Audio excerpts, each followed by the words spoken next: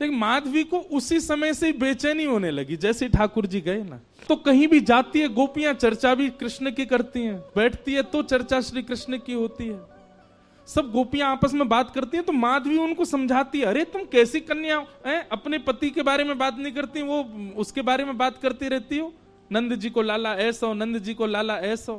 गोपी से यूं तक सुन ली माधवी ने कि वाकई उम्र अभी 3.5 वर्ष की है। तो माधवी बोली, राम राम राम, शर्म नहीं आती, नेक सो बालक, वाकु प्रियतम मानो तुम।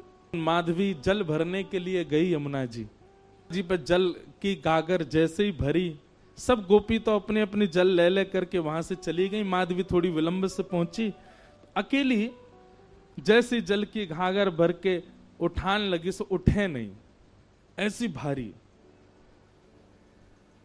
अब इत को देखे कि कोई आ जाए, आकर के नेक ऊंचाई दे, आकू मेरे मूड पे धर दे, सिर पे तुम्हें ले जाऊं। खूब प्रयास किया लेकिन कोई दिखो नहीं दूर दूर तक। तभी नंद नंदन बांकी अदा से चलते भय वहां पहुंच गए। यहां पाम धरे वहां पाम धरे, मटकते भय नैन के सैन चलाते हुए सैन। सो माधवी बोली, ओ लाला इतकुआ ने कहियो नेक मेरी मटकी उचाए दे, मूड़े धरवा दे, फिर चलो जइयो। ज्यों ज्यों पास आते जाएं, माधवी को त्यों त्यों लगे तो सही कि यह बालक में कछु तो अद्भुतता है। लेकिन वाय ना पता है कि श्याम सुंदरी वाने कभी देखे ही नहीं।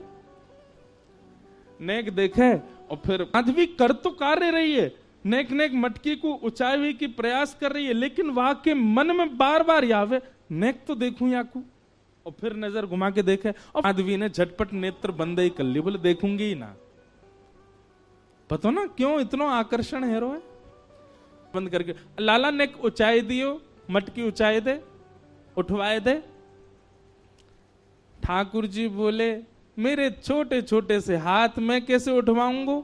अब माधवी की स्थिति ऐसी कि रूप नहीं देख रही है, नेत्र बंद करके बैठी, पर ठाकुर जी का स्वर ऐसा लगा कि वो स्वर सुनते ही माधवी के चित्त में मानो कंपन जैसा हो गया।